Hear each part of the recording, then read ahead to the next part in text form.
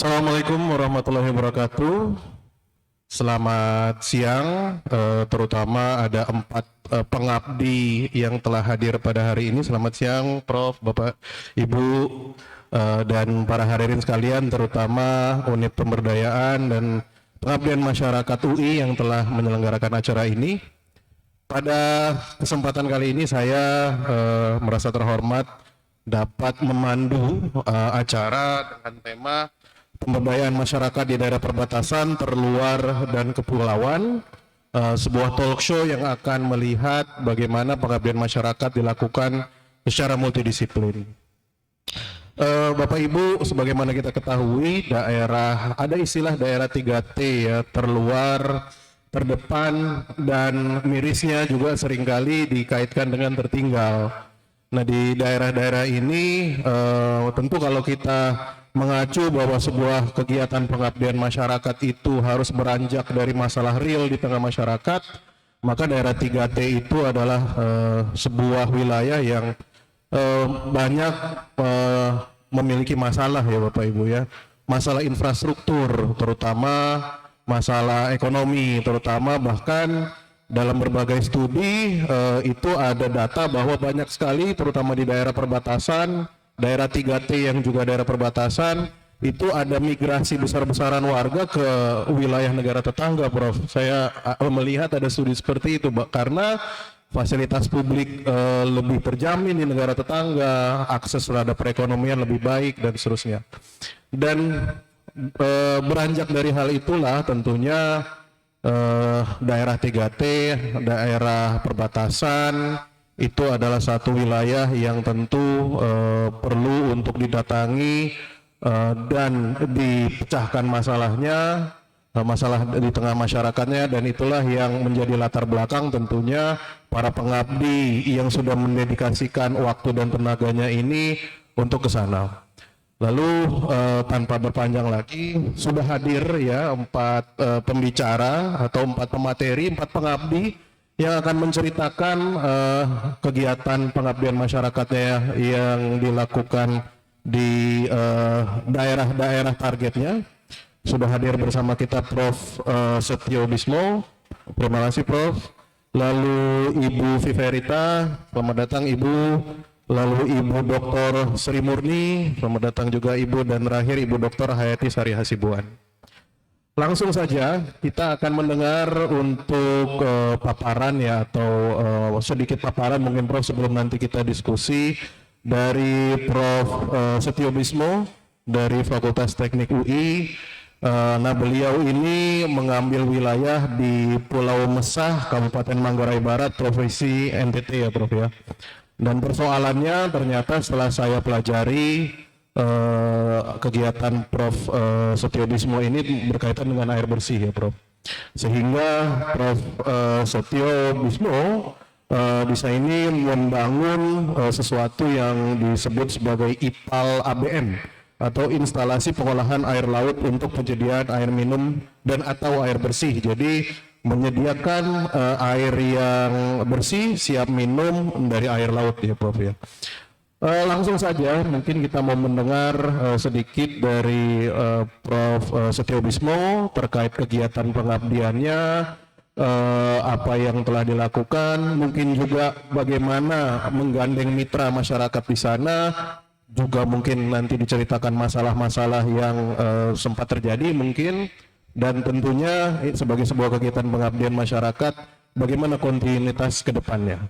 Silakan Prof, saya serahkan kepada Prof. Setio. Baik, terima kasih Bapak Moderator. Saya juga mengapresiasi Bapak sudah benar menyebut nama saya Setio Bismo, bukan Setio Bismo, karena saya lahir di zaman dulu ya. Jadi sebelum tahun 72 karena ejaan yang lama. Baik, mungkin sebelum saya bercerita tentang pengabdian masyarakat terbaru ini, saya juga bercerita kilas balik ke belakang dulu. Itu dimulai tsunami Aceh 26 Januari 2004. Nah, jadi waktu itu tsunami Aceh, kami mendapat task force dari fakultas untuk ke Aceh, tetapi tidak bisa. Kami harus menunda kira-kira hampir 10 hari, seminggu lebih, karena tidak ada transportasi ke sana kecuali kita nebeng-nebeng maskapai dan juga mungkin partai politik. Jadi saya bukan politisi, tapi ternyata politisi banyak yang berbaik hati kepada UI, khususnya Fakultas Teknik. Nah di sana saya mendapat pengalaman pertama betapa pada saat orang mendapat bencana mitigasinya itu air bersih dan air minum, terutama itu dua, itu sangat-sangat diperlukan. Saya banyak belajar dari sana, dan memang alhamdulillah kami bisa melakukan dua-duanya. Air laut kita ubah menjadi air bersih dan air minum, air sumur-sumur semua menjadi asin, ya, semua karena tsunami itu masuk lebih dari 1 kilo dari tepi pantai, semua menjadi asin. Berhasil kami bersyukur di situ, tapi juga kami banyak sekali belajar. Saya kira saya berbangga sebagai warga UI yang tanpa banyak bicara kita berhasil. Nah, kita berhasil.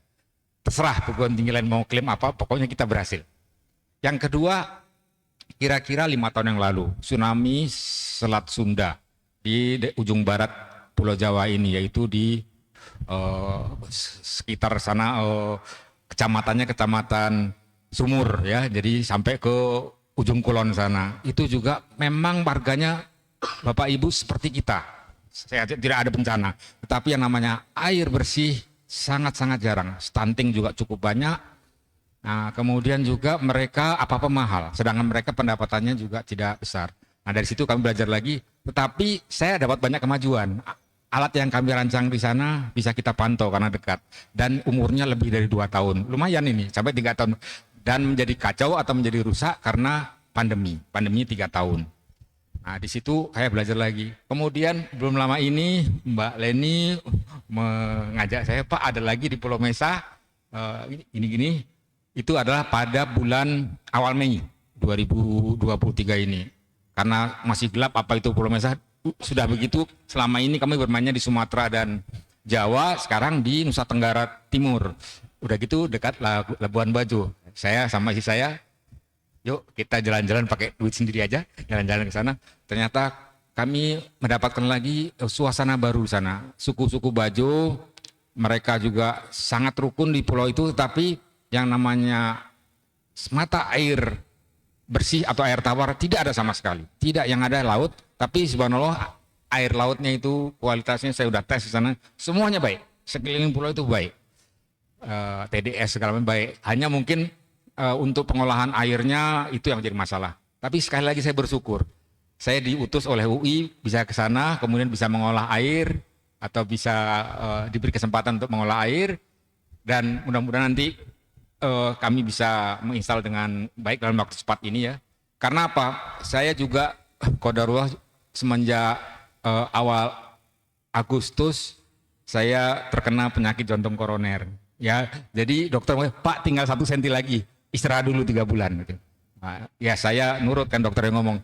Sebetulnya ini karena kecerobohan saya, jadi tidak bagus dietnya, jadi kacau. Jadi kalau dibilang parah, saya kira tidak parah-parah juga. Tapi kalau nggak parah, mungkin kalau dibilang nggak parah, nanti takutnya benar-benar kejadian. Nah, jadi saya berjuang keras untuk bisa pergi, karena saya nggak mau menyanyiakan kesempatan ini. 3 bulan tuh saya ya diet, makan juga saya batasi semua. Ya alhamdulillah banyak kemajuan. Nah, nanti mungkin besok nih hari Minggu saya di general check lagi untuk kondisi. Mudah-mudahan setelah itu go. Mudah-mudahan bismillah ya. Nah, jadi pengalaman di sana seperti itu. Dan saya hampir 4 hari di sana dengan istri. Kita ngecek juga anak sekolah SD di sekolah. Kemudian ada, setahu saya ada 10 RT apa 9 RT. 9 RT.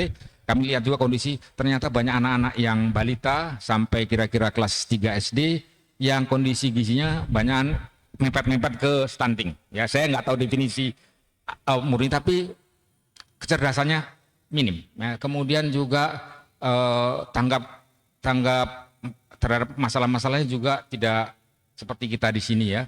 Jadi, nah itu banyak yang mungkin mengkhawatirkan karena ketersediaan air bersih di sana adalah sangat minim. Karena mereka harus beli. 1 jerigen 5-10 liter itu harganya 5.000.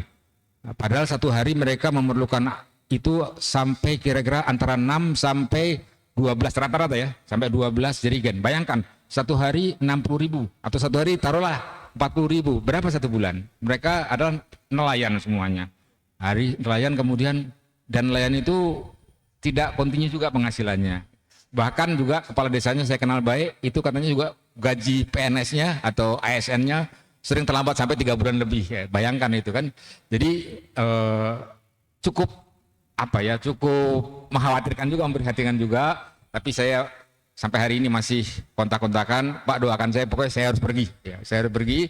Nanti kita kerjasama. Dan air itu yang kami desain untuk 2 macam. Pertama, air yang saya buat komunitas itu kira-kira 1 hari sampai 5 ton air bersih, dan terutama air minum. Kalau air minum menjadi air bersih mudah. Kalau air bersih menjadi air minum itu yang susah, karena harus dimasak atau dipanaskan dan sebagainya. Tapi kalau sudah menjadi air minum, mau dia pakai mandi atau apa, mudah gitu ya. Nah, itu pertama. Yang kedua juga air individual. Jadi atau air domestik. Jadi di rumah-rumah juga akan kami install. Sebagai percontohan, kita akan menyediakan semacam pengolah air laut portable yang di rumah-rumah 1 hari kira-kira setengah ton, antara 250 sampai setengah ton air bersih, tapi terutama air minum. Jadi kalau saya bilang air bersih itu pasti air minum. Nah, jadi atau air minum itu pasti bisa untuk air bersih, gitu kira-kira ya. Nah, jadi di situ mereka dengan adanya alat ini minimal 1 bulan bisa menghemat sekitar antara 500.000 sampai 1 juta. Padahal dengan begitu mereka hanya mungkin membayar listrik. Tapi listriknya, alat yang kami rancang ini, listriknya satu alat itu cuma 25 watt sampai 30 watt saja, kecil. Dan itu tidak dipakai terus-menerus. 1 hari kalau dia perlu air, buka, kerannya nyala, wattnya 25 watt, misalnya 1 jam ya cuma 1 jam, setengah jam ya setengah jam, dan seperti itu. Jadi terkendali. Nah, itu desain yang kedua. Saya juga sudah minta persetujuan ke DPPM. Jadi ada 2 tipe. Kalau yang komunal tadi, yang untuk komunitas itu dikelola oleh masjid. Jadi masjid itu nanti DKM-nya juga bisa membagi 1 kepala rumah tangga dapat berapa jerigen jatahnya, itu urusannya kepala desa yang didelegasikan ke DKM. Sedangkan masing-masing rumah itu saya kebanyakan diberikan ke anak-anak muda. Jadi anak-anak muda ini karena careness-nya atau kepedulian mereka terhadap warga itu cukup tinggi di sana. Dan saya juga minta izin ke kepala desa di sana, Pak Mustaming namanya, itu mereka diberi beban tugas yang besar, karena supaya mereka nanti perawatan, kemudian person in charge untuk operasional segala macam itu mereka lebih peduli. Dan mereka juga bagian dari karyawan desa, kelurahan ya. Nah, jadi itu kerjasama seperti itu. Mudah-mudahan dengan begitu nanti perawatan segala macam bisa lebih panjang dan kita bisa bantu dari jauh, entah itu dikirim atau di mana ya. Nah, itu yang pertama. Yang kedua itu tadi, dengan adanya 5 alat tadi yang kami rancang untuk mereka itu, mereka mungkin bisa tahu, oh dengan tangga-tangga mereka bisa punya alat ini, mereka bisa mulai menabung. Menabung nanti kita akan kirimkan dan mereka boleh datang atau kita kirim melalui kargo dari Fakultas Teknik untuk mereka bisa memiliki. Dan mungkin nanti dengan seizin kepala desa juga kerjasama dengan UI, mungkin mereka bisa kredit atau apalah terserah. Yang penting alat itu bisa mereka manfaatkan sedemikian rupa sehingga mereka bisa mempunyai sumber air minum utamanya dan juga air bersih, sehingga bisa mengurangi beban hidup mereka sehari-hari. Itu saja dulu Pak yang saya ceritakan. Nanti mungkin berkembang dengan tanya jawab. Ya mungkin banyak yang saya tidak bisa ceritakan, tapi yang saya bisa ceritakan tadi yang saya ingat, dan mungkin sebagai warga UI saya bangga ya, disuruh ke sana. Meskipun soal capek pasti, tapi itu tidak masalah. Makasih Pak. Ya, makasih Prof. Sedikit mungkin ya saya tertarik tadi bahwa berarti ini instalasinya itu ada 2 Prof ya tadi, yang memang akan dikelola secara komunal dan yang individual, yang portable tadi Prof ya. Nah, yang pertama tentu kalau kita bicara soal komunalitas dari kegiatan, tentu ada mitra yang harus dituju ya. Tadi Prof sempat menyebut dengan DKM, masjid, juga dengan desa ya Prof ya. Ada kendala-kendala kah Prof? Karena bagaimanapun saya membayangkan sebagai seorang awam, tentunya ini adalah sebuah alat yang tentunya harus di-maintain, tentu juga harus dirawat, dan perawatannya pun harus ada pengetahuan teknis tertentu. Saya membayangkannya seperti itu. Dan bagaimana sebenarnya menggandeng mitra sampai 1 titik akhirnya percaya, oke, kalau kita tinggal pun ini alat akan tetap dapat dimanfaatkan. Nah, itu gimana Prof? Mungkin ada cerita? Baik, ya ini persoalan yang termasuk yang sangat rumit ya. Jadi kami di sana itu Pulau Mesah itu adalah suatu kelurahan namanya Kelurahan Pasir Putih. Nah, jadi waktu kami ke sana pun juga kami sudah kontak-kontak dengan kecamatan. Kecamatannya namanya Kecamatan Komodo. Kemudian kabupatennya adalah Manggarai Barat. Nah, jadi kami dengan aparat Pemda dan juga beberapa Muspida di sana. Nah, jadi ini adalah pengalaman pertama warga Mesah dengan bangsa sendiri. Sebelumnya sudah ada 3 mereka. Pertama adalah Swiss. Ya, negara Swiss itu pernah menyumbang di sana alat ini. Ya, alat ini hanya bertahan tidak sampai setahun, 8 bulan, hampir 8 bulan, 9 bulan. Rusak total karena mahal sekali, miliaran itu, katanya lebih dari 3 miliar. Nah itu rusak, kemudian mendatangkan komponennya dari Swiss sana ternyata discontinue, tidak bisa lagi. Yang kedua sudah disurvei lama oleh Jepang, di ujung survei itu Jepangnya mundur karena tidak menguntungkan katanya. Nah, yang ketiga juga kerjasama dengan Pemda Manggarai Barat dengan suatu investor, tapi juga tidak berhasil. Nah kita dari UI, karena UI adalah ini di PPM, jadi kita berikan gratis, tapi mereka kita akan serahkan. Nah di waktu itu kami diajak rapat dengan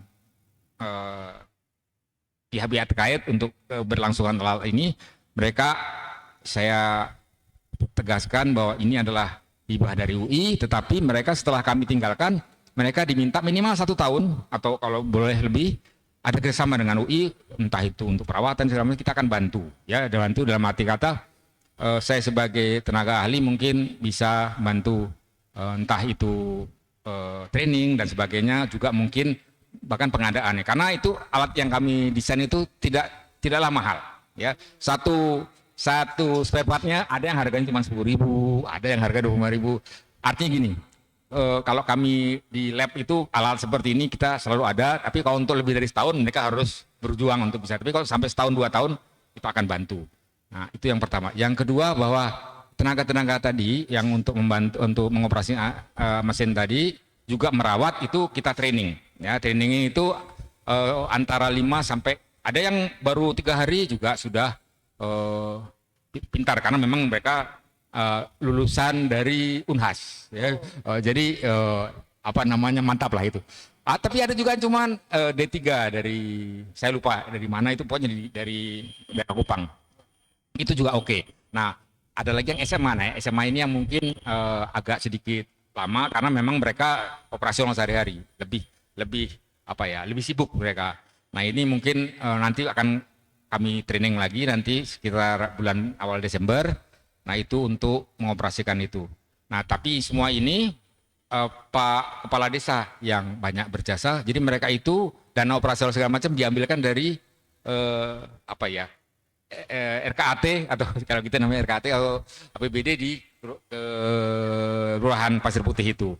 Nah sekarang masih diusulkan, saya nggak tahu apakah sudah disetujui atau belum, tapi mereka akan, andai kata belum kata Pak Lurah, mereka karena insya Allah akan jalan terus karena mereka itu adalah ASN atau mungkin diperbantukan ke Kelurahan Pasir Putih, jadi mereka tetap bisa beroperasional seperti itu. Nah. Oke, menarik sekali, dan itu tadi saya garis bawahi berarti Prof ya di target selanjutnya berarti membuat ini adalah sebuah alat yang instalasinya bisa dilakukan per rumah tangga berarti Prof ya, portable tadi Prof ya. Itu sangat menarik dan ya kami doakan semoga itu tercapai karena itu sebuah objektif atau tujuan yang sangat penting mengingat kondisi di sana Prof ya. Terima kasih Prof Setio, itu sesi dari Prof Setio, nanti mungkin saya akan berikan kesempatan juga kalau mau bertanya setelah yang lain selesai. Terima kasih sekali lagi Prof Setio. Kita lanjutkan ke pembicara berikutnya, Ibu Viverita. Ya, Ibu Viverita dari FEB UI ya, Ibu ya. Di sini, nah ini menarik terkait pengembangan produk olahan pangan khas daerah berbahan dasar hasil perikanan. Target atau wilayah di Kabupaten Belu, Provinsi Nusa Tenggara Timur, dan di sebuah desa nelayan nih Bu ya. Ini menarik ketika saya pertama kali membaca proposal dan kegiatan tim dari Bu Verita, saya teringat bahwa di negara maritim harusnya sumber protein itu ya hasil perikanan ya Bu ya. Itu kan makanya kita sempat punya menteri yang sangat mengkampanyekan sampai dia bilang kalau tidak makan ikan saya tenggelamkan gitu kan. Jadi ketika ada yang bilang ya kita harus susu daging, kita ini negara maritim, kenapa kita tidak memang fokus kepada yang kita miliki secara kaya yaitu hasil ikan, hasil laut Ibu ya. Jadi silakan langsung mungkin bisa diceritakan sedikit Ibu Verita berkaitan dengan kegiatannya, apa yang dilakukan dan tentu saja target jangka panjangnya nanti bagaimana. Saya persilakan Ibu. Terima kasih, Pak Moderator. Ya, kami dari tim pengabdi dari Fakultas Ekonomi dan Bisnis mendapatkan tugas untuk ke NTT.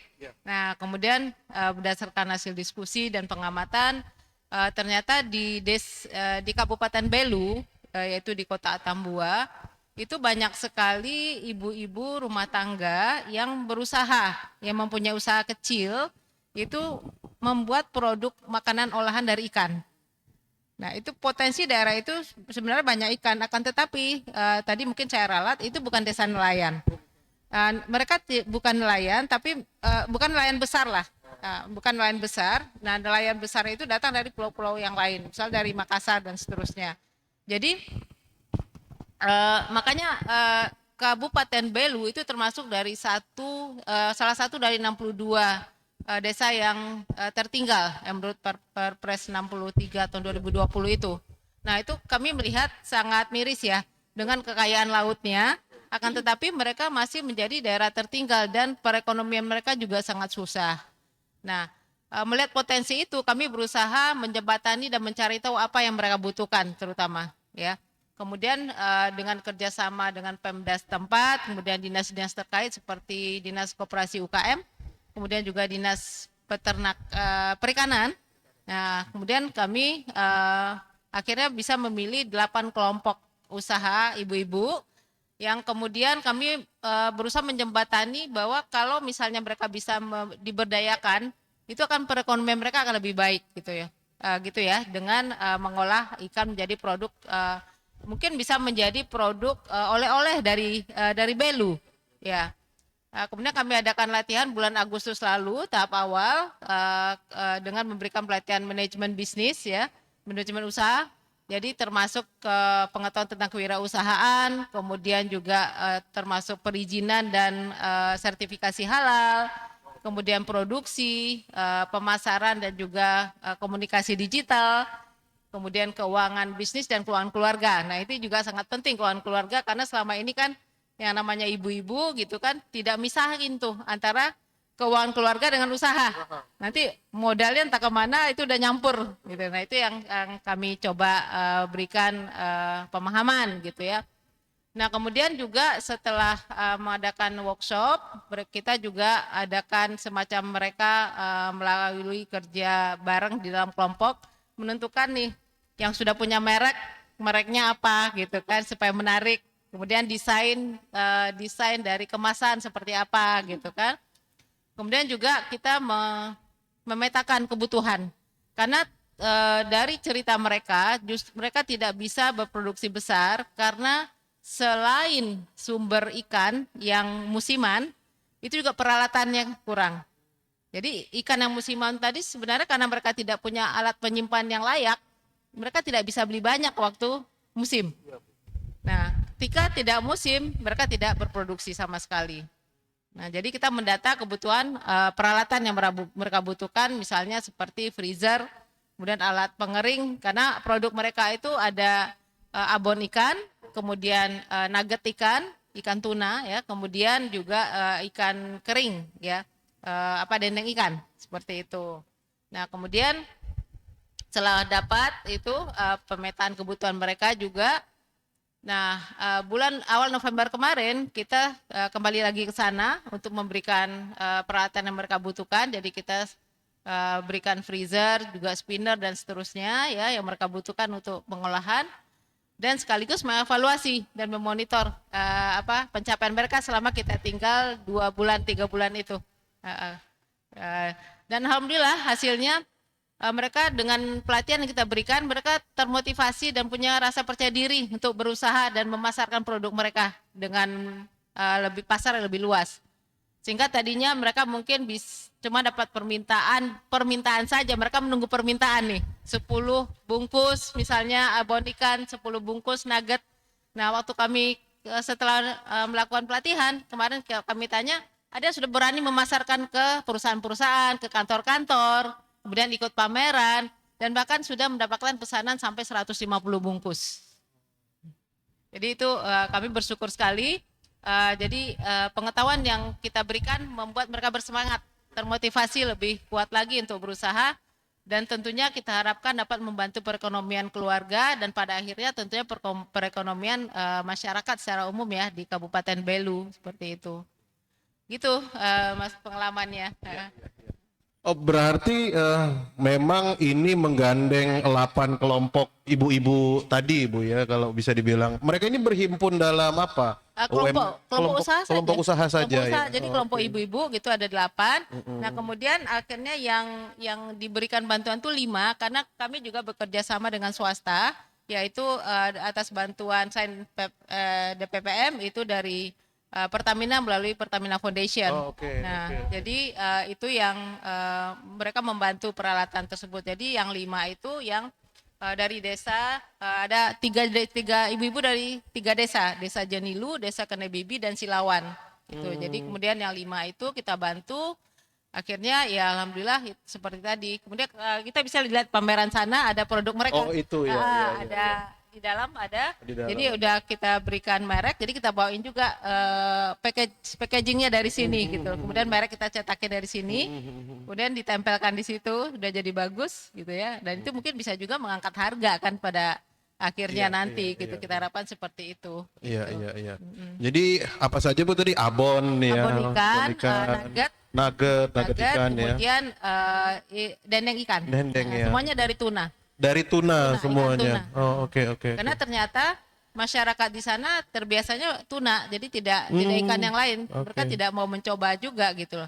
Dan lagi juga mereka punya bandeng, tapi bandeng mereka tidak terbiasa makan itu.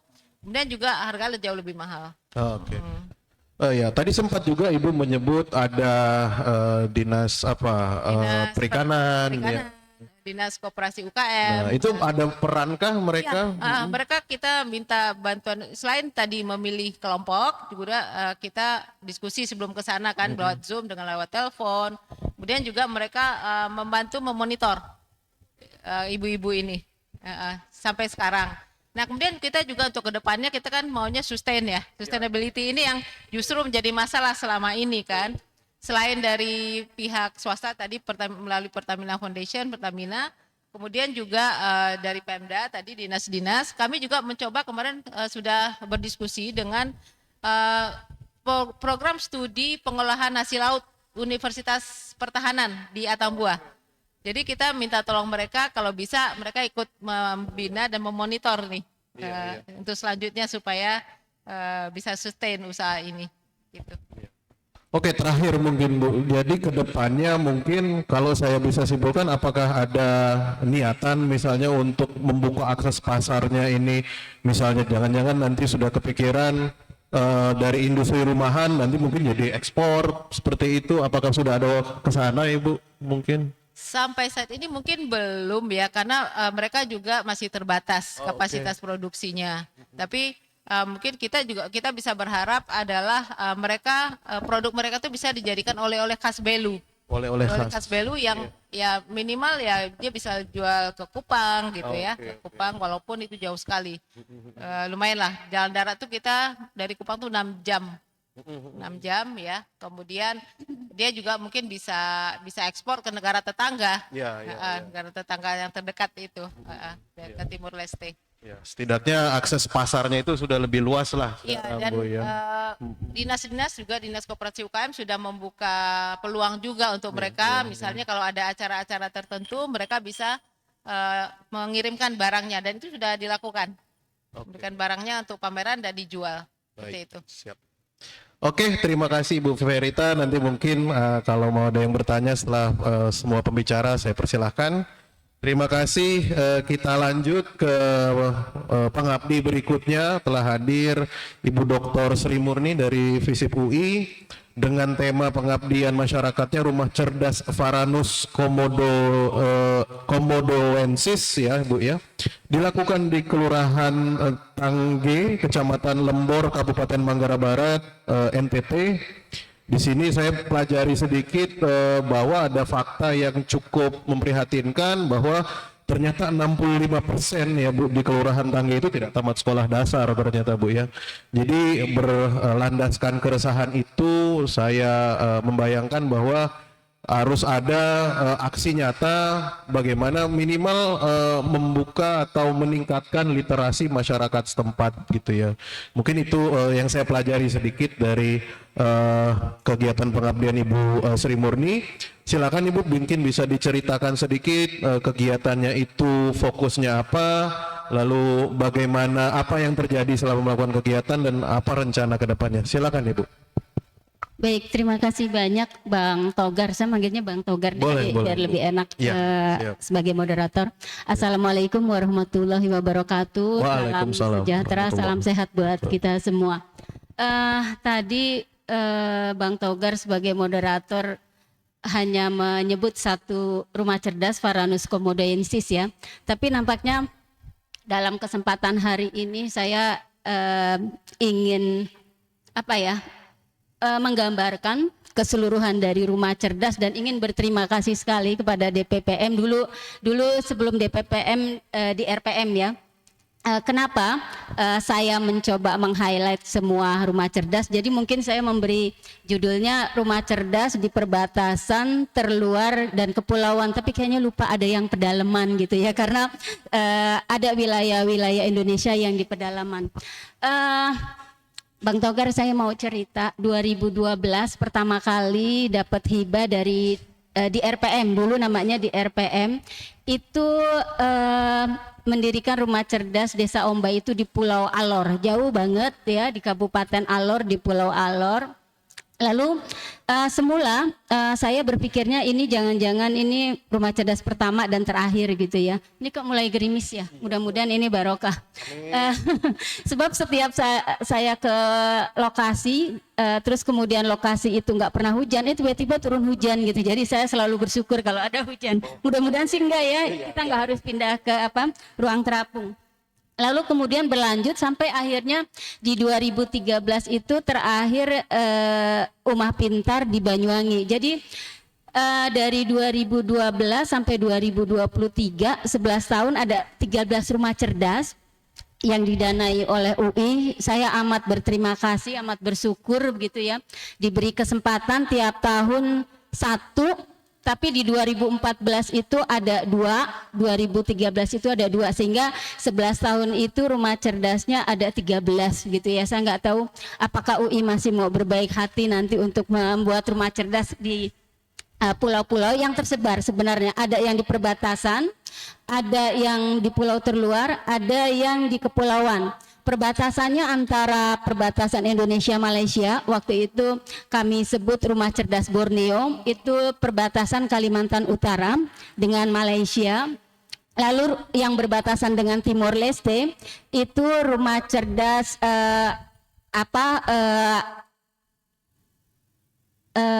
rumah cerdas Merah Putih itu rumah cerdas Merah Putih itu juga berbatasan dengan Malaysia, tapi yang di Pantar itu adalah rumah cerdas yang berbatasan dengan Timor Leste. Jadi ada 2 negara yang berbatasan, tapi di sisi lain ada rumah cerdas namanya rumah cerdas Manyaifun, peristirahatan raja artinya, itu ada di Raja Ampat.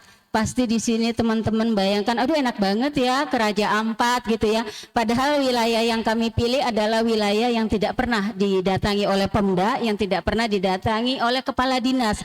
Jadi benar-benar terisolir dan pulau itu kecil, berbatasan langsung dengan Samudra Pasifik. Jadi untuk ke sana lumayan kita mesti menerjang gelombang, ombak dan sebagainya, termasuk juga cuaca. Tapi dari situ pembelajaran yang amat berharga adalah para relawan kami, saya lupa programnya dulu deh ya, program Rumah Cerdas apa aja sih gitu ya.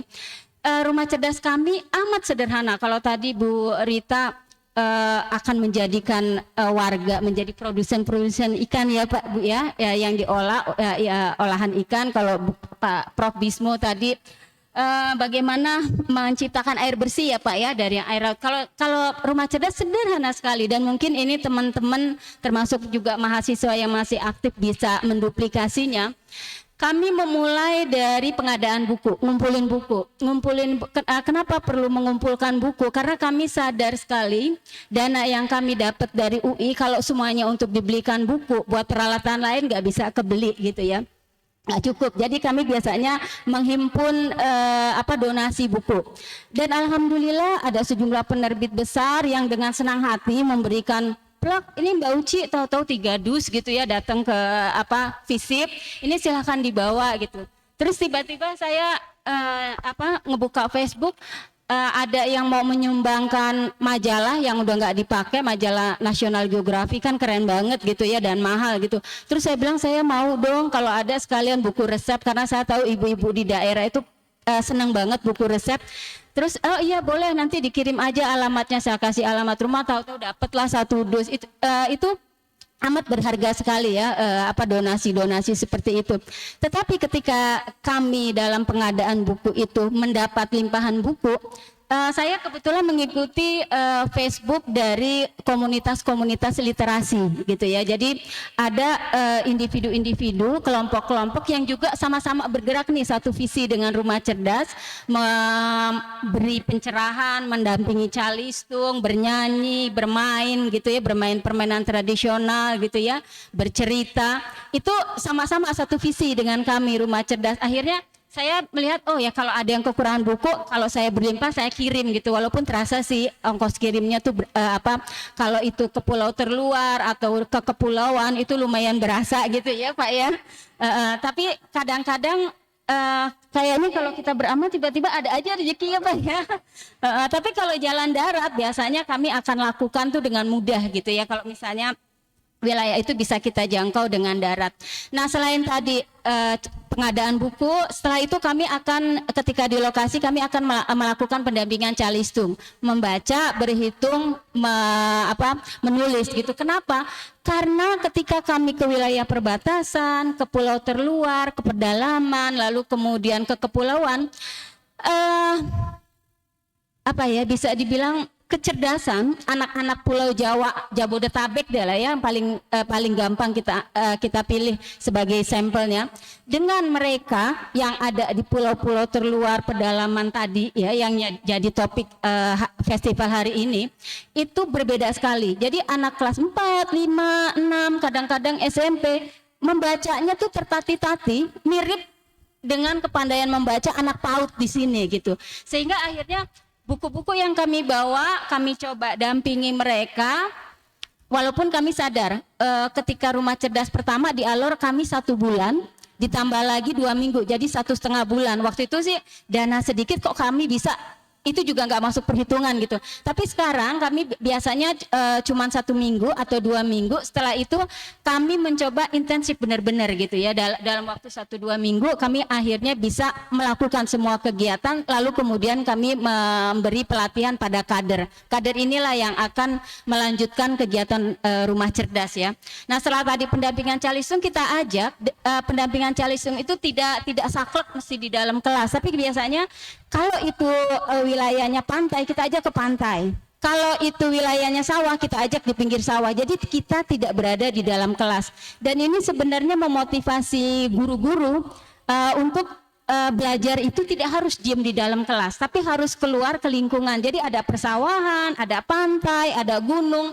Kadang-kadang kami ke air terjun, kayak di Paking tuh Rumah Cerdas Merah Putih kami ajak ke air terjun, keren banget kan gitu ya, belajar di dekat air terjun gitu ya. Lalu kemudian kita juga ajak nyebrang pulau, itu terjadi waktu itu di Pulau Raja Ampat itu, karena dia memang terluar, kita pindah ke pulau yang depannya lagi. Emang terasa kita ngajak jalan-jalan itu biaya transportasinya tinggi banget ya, terutama Indonesia Tengah, Indonesia Timur, biaya bahan bakar untuk kapal. Nah setelah itu pendampingan calistung tadi dengan cara mendongeng, dengan cara bernyanyi, tapi kita juga mengajarkan, mengingatkan sebenarnya, bukan mengajarkan, mengingatkan untuk kembali mereka mengingat lagu-lagu kebangsaan, lagu-lagu nasional. Kenapa? Karena titik-titik di perbatasan itu amat rentan gitu ya. Jadi kami berharap jiwa patriotisme, jiwa nasionalisme mereka tetap terjaga lah walaupun di perbatasan. Tadi di awal Bang Togar bilang ada sejumlah warga yang berbondong-bondong pindah ke negara sebelah karena fasilitas ya. Iya itu terjadi gitu. Tapi makanya Rumah Cerdas ini bergerak pelan-pelan gitu dari mulai anak-anak supaya nanti mereka tergambar nih. Aduh, saya tetap bangsa Indonesia, saya cinta Indonesia, bahkan kalau perlu kuliah di Indonesia gitu ya Bang ya. Nah setelah mendongeng lalu kemudian bernyanyi, kami juga mengajarkan PHBS, perilaku hidup bersih dan sehat. Tetapi memang ada kendala nih ketika di daerah yang susah air seperti Asmat gitu ya, lalu seperti di Alor itu juga agak susah. Kami tidak bisa memaksakan ayo cuci tangan sebelum makan gitu ya, gosok gigi pakai air bersih, nggak bisa karena airnya aja nggak ada. Di Asmat kami harus mandi 2 hari sekali, bukan 2 kali sehari loh, 2 hari atau 3 hari sekali gitu. Kalau ada duit ya udah kita mandi pakai aqua gitu loh. Mungkin kalian bilang ini mewah banget mandi pakai air aqua. Emang nggak ada airnya karena memang di sana rawa gitu ya. Nah selain PHBS kita juga biasanya mengadakan lomba menggambar. Lomba menggambar ini untuk menggali dan mengetahui apa sih yang ada di kepala anak-anak ketika menggambar gitu. Nah menarik adalah kita ini seragam ya Prof Bismo, dari kecil kalau gambar pasti gunung tinggi gitu, sawah gitu. Dan itu terjadi. Jadi saya bilang ada yang salah nih dengan sistem pendidikan kita. Tiap ngegambar kok selalu sawah padahal di depannya adalah pantai gitu ya. Akhirnya memang keluar tuh ada bibit-bibit yang bagus banget. Mereka bisa menggambarkan tentang pesawat karena di pulau terluar kan pesawat suka lewat gitu, dia gambar. Lalu kemudian mereka gambar pantai, lalu kemudian gambar gunung beneran gitu, bukan cuma segitiga gitu. Dan itu menggambarkan lingkungan mereka, dan itulah yang sebenarnya yang kami gali ketika kami mengadakan lomba menggambar ya. Lalu kemudian kami juga melihat ketika di lapangan kalau ada yang difabel, kalau ada sebagian besar warganya lansia, kami akan memberikan pelayanan. Lansia itu sebenarnya pelayanannya tuh gampang teman-teman, ini juga adik-adik mahasiswa. Ketika kita dengarkan curhat mereka tuh butuh kita gitu. Kadang-kadang ini cucu-cucunya sudah sibuk sendiri, anak-anaknya udah sibuk bekerja, dia butuh teman untuk mendengarkan curhat mereka. Nah kami mencoba mendengarkan, mencoba bercerita juga. Kadang-kadang mereka lebih senang cerita yang tentang masa perjuangan gitu kan. Nah itu kita dengarkan, dan dengan kita memberi pelayanan, memberikan telinga kita, ternyata mereka senang. Kalau yang difabel biasanya kami memberi pelayanan. Apa yang difabelnya, difabel apa gitu, apakah dia tunanetra, tunarungu, kami coba melibatkan. Karena ternyata kebetulan saya antropologi, dari pengetahuan kami ada sejumlah suku yang menganggap difabel itu adalah kutukan. Difabel itu karena dia melanggar tabu budaya gitu, akhirnya diasingkan. Nah kami coba mengangkat mereka, melibatkan mereka. Difabel itu bukan kutukan, difabel itu nggak harus diasingkan. Itu agak berat memang awalnya, tapi akhirnya ketika kami libatkan para difabel dalam kegiatan dan kami memberi pencerahan bahwa itu bukan kutukan budaya, akhirnya mereka memahami gitu. Jadi saya bersyukur, beruntung juga nih saya punya pengetahuan antropologi gitu ya. Nah alhamdulillah Pak Prof Bismo. Di akhir sebelum kami pulang, karena kami sadar ketika kami melakukan Rumah Cerdas kami nggak akan menetap di sana gitu. UI sudah memanggil kami, Mbak Uci mesti balik lagi ngajar loh, mahasiswa udah nunggu gitu ya. Jadi kami melatih kadernya itu minimal bisa baca tulis deh. Kalau dia SD, SMP, SMA, bahkan kalau ada yang kuliah, alhamdulillah. Tapi kan di pedalaman, di pulau terluar itu jarang sekali yang kuliah gitu ya. Jadi akhirnya pokoknya SMP, SMA asal dia komit mau melanjutkan kegiatan rumah cerdas, maka kami akan latih gitu ya. Nah kemudian seluruh barang biasanya kami bawa ATK. Malah awal-awal tuh ketika dana masih cukup kami beli peralatan musik. Gitar, harmonika kami tinggalkan semua buat mereka. Dan kami di akhir pertemuan biasanya ada malam perpisahan, kami bilang ke kepala desa, ke warga, ini kami hibahkan semua untuk dilanjutkan rumah cerdas ini karena kami akan kembali, para relawan akan kembali.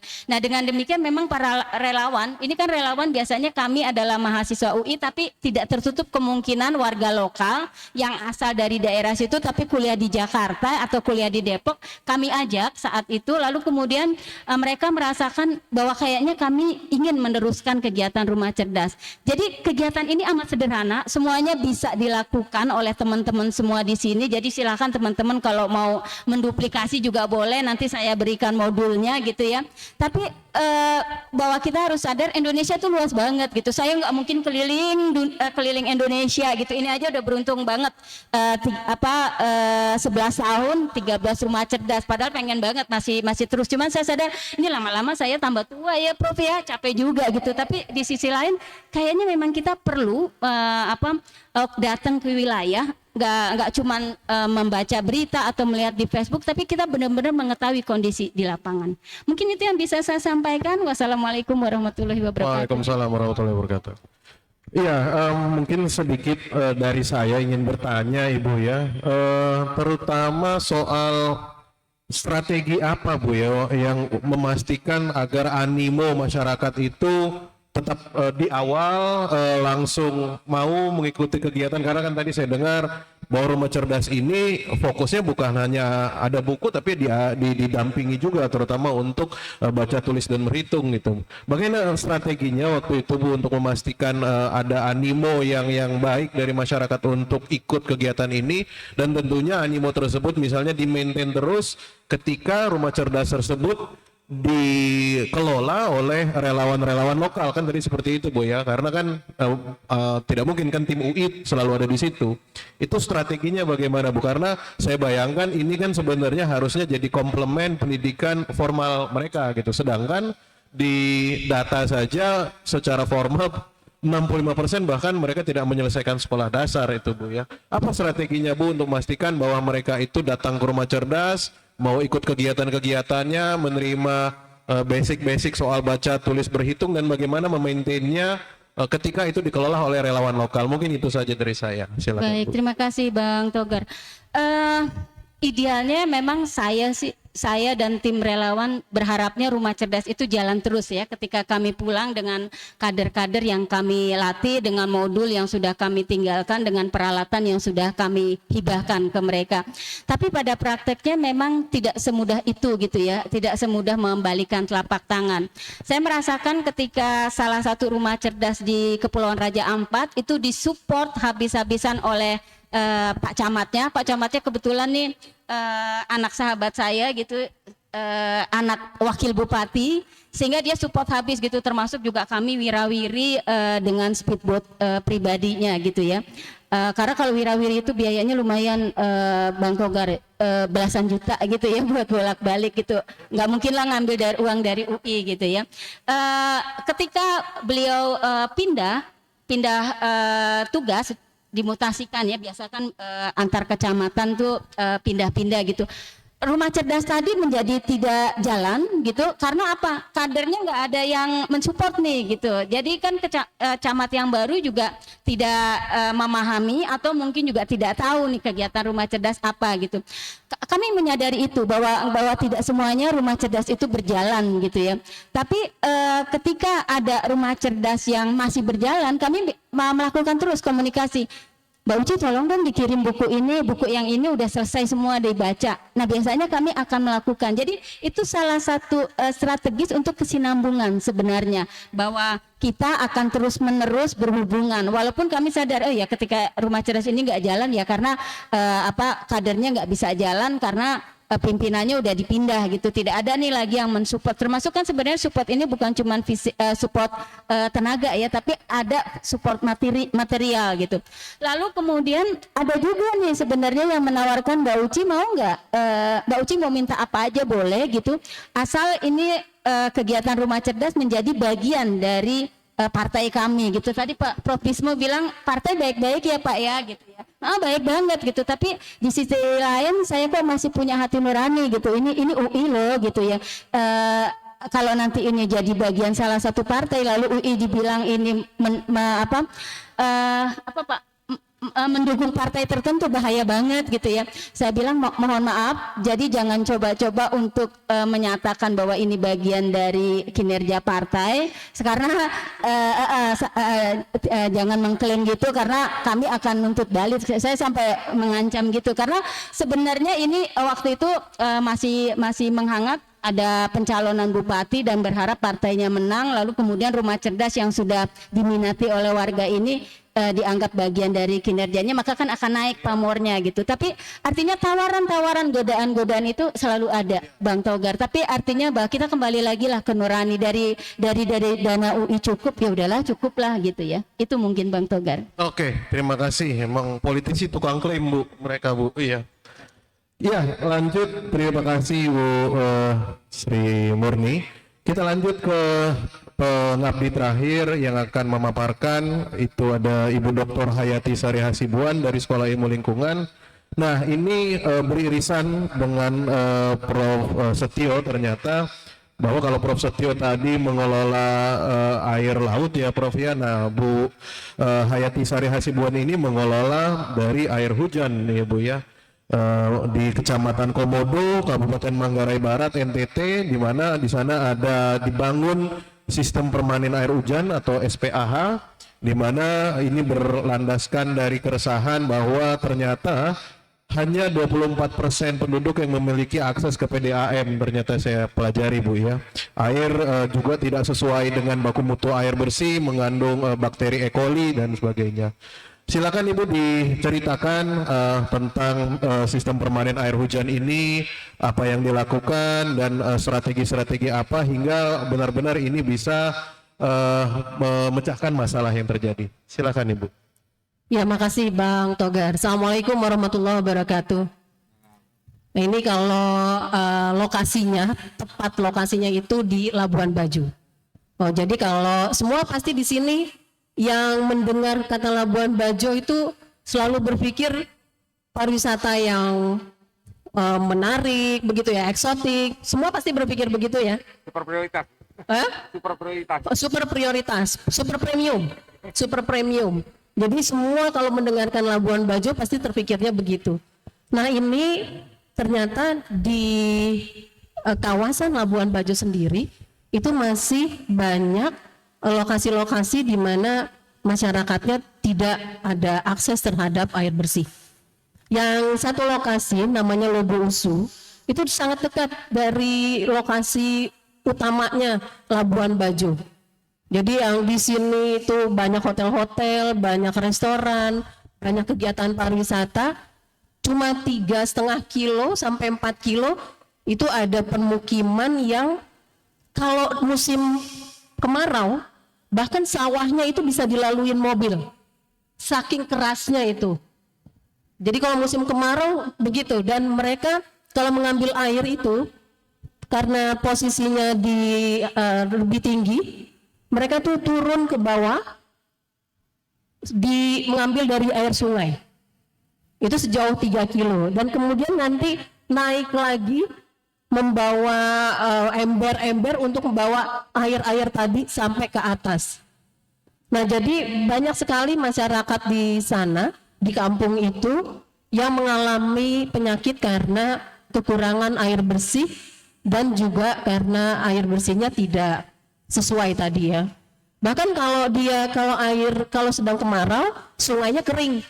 Tapi kalau lagi hujan, sungainya penuh dengan polutan dari pestisida yang pertanian dan sebagainya. Jadi juga nggak bisa dipakai gitu ya. Nah, kemudian satu lagi daerahnya itu sekitar 60 sampai 70 kilo dari tempat yang pertama. Dia berseberangan dengan Pulau Rinca. Nah, jadi semua juga pernah dengar ya pasti ya, di Pulau Rinca itu ada komodonya juga.